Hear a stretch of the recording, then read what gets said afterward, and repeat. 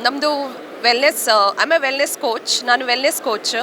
So ನಾವೇನು ಮಾಡ್ತೀವಿ ಅಂದರೆ ಜನಗಳಿಗೆ ವೆಲ್ನೆಸ್ ಅವೇರ್ನೆಸ್ ಕೊಡೋದಕ್ಕೆ ಇಲ್ಲಿ ಸ್ಟಾಲ್ ಹಾಕಿರೋದು. ಯಾಕೆ ಅಂತ ಅಂದರೆ ಇವಾಗ ಫುಡ್ ಅನ್ನೋದು ಎಷ್ಟು ಅಡಲ್ಟ್ರೇಷನ್ ಆಗಿದೆ ಅಲ್ವಾ, ಎಷ್ಟು ಕಲಬೆರಕೆ ಆಗಿದೆ.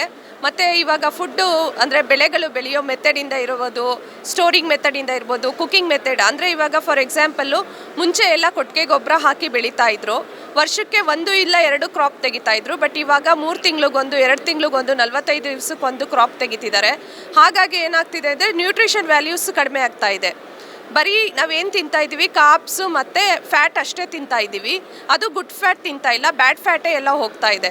ಸೊ ಇಲ್ಲಿ ವೆಲ್ನೆಸ್ ಸ್ಟಾಲಲ್ಲಿ ನಾವೇನು ಮಾಡ್ತಿದ್ದೀವಿ ಅಂದರೆ ಜನಗಳಿಗೆ ಒಂದು ಆಹಾರ ಮತ್ತು ಜೀವನ ಶೈಲಿ, ಲೈಫ್ ಸ್ಟೈಲ್ ಮತ್ತು ನ್ಯೂಟ್ರಿಷನ್ ಬಗ್ಗೆ ಅವೇರ್ನೆಸ್ನ ಕೊಡ್ತಾ ಇದ್ದೀವಿ. ಸೊ ದಟ್ ಅವರು ಹೆಲ್ದಿ ಲೈಫ್ ಸ್ಟೈಲ್ನ ಲೀಡ್ ಮಾಡ್ಬೋದು. ಐಡಿಯಲ್ ವೆಯ್ಟು, ಐಡಿಯಲ್ ಹೆಲ್ತು, ಅದೇ ಕಾನ್ಸೆಪ್ಟು ಸರ್ ನಮ್ಮದು ಇದು ಸ್ಟಾಲಲ್ಲಿ ನಾವು ಮಾಡ್ತಾ ಇರೋದು.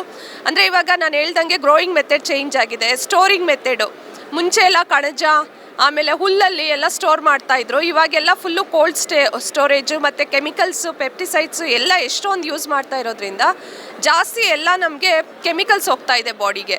ಅದಾದಮೇಲೆ ನೆಕ್ಸ್ಟು ಎಲ್ಲ ದವಸ ಧಾನ್ಯ ಮನೆಗೆ ಬಂದಮೇಲೆ ಕುಕ್ಕಿಂಗ್ ಮೆಥಡ್ ಚೇಂಜ್ ಆಗಿದೆ. ಅಂದರೆ 10 ನಿಮಿಷಕ್ಕೆ ಅನ್ನ ಆಗಿಬಿಡುತ್ತೆ. ಮುಂಚೆ ಎಲ್ಲ 40 ನಿಮಿಷದಿಂದ 1 ಅವರಲ್ಲಿ ಅನ್ನ ಆಗ್ತಾಯಿತ್ತು. ಇವಾಗ 10 ನಿಮಿಷಕ್ಕೆ ಅನ್ನ ಆಗೋಗ್ಬಿಡುತ್ತೆ. ಅಂದರೆ ನಮ್ಮದು ನ್ಯೂಟ್ರಿಷನಲ್ ವ್ಯಾಲ್ಯೂಸ್ ಕಡಿಮೆ ಆಗ್ತಿದೆ, ಮೈಗೆ ಬೇಡದಿರೋ ಅಂಶ ಜಾಸ್ತಿ ಆಗ್ತಿದೆ. ಹಾಗಾಗಿ ಎಷ್ಟೊಂದು ಕಾಯಿಲೆಗಳು ಜಾಸ್ತಿ ಆಗ್ತಿದೆ, ಎನರ್ಜಿಟಿಕ್ ಆಗಿರೋಕ್ಕಾಗ್ತಾ ಇಲ್ಲ, ಮತ್ತು ಬೇಗ ಏಜ್ ಆಗ್ತಾ ಇದೆ ಜನಿಗೆ. ಆ್ಯಕ್ಚುಲಾಗಿ ಹೇಗೆ ಪ್ರಾಸೆಸ್ಡ್ ಏಜ್ ಆಗಬೇಕು, ಯಾವ ಥರ ಪ್ರಾಸೆಸ್ಸು ಟೈಮ್ ತೊಗೊಂಡು ಏಜ್ ಆಗಬೇಕು, ಅದು ಆಗ್ತಾ ಇಲ್ಲ. ತುಂಬ ಅರ್ಲಿಯಾಗಿ ಏಜ್ ಆಗ್ತಾ ಇದೆ. ಎಲ್ಲರೂ ನಾನು ಇಲ್ಲಿ ಕೌಂಟರಲ್ಲಿ ಒಂದೇ ನೋಟಿಸ್ ಮಾಡಿರೋದೇನೆಂದರೆ 60 ವರ್ಷ ಬದುಕಿದ್ರೆ ಸಾಕು.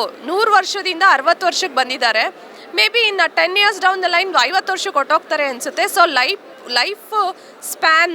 ಲೈಫ್ ಸ್ಪ್ಯಾನು ಮತ್ತು life quality, health quality, living quality down ಆಗ್ತಾ ಇದೆ, ಎಷ್ಟೇ ದುಡ್ಡಿದ್ರು ಅನ್ನಿಸ್ತಾ ಇದೆ. So this is very much important ಅನಿಸ್ತಿದೆ ನನಗೆ. Wellness sector is I'm sure it's going to be a happening sector.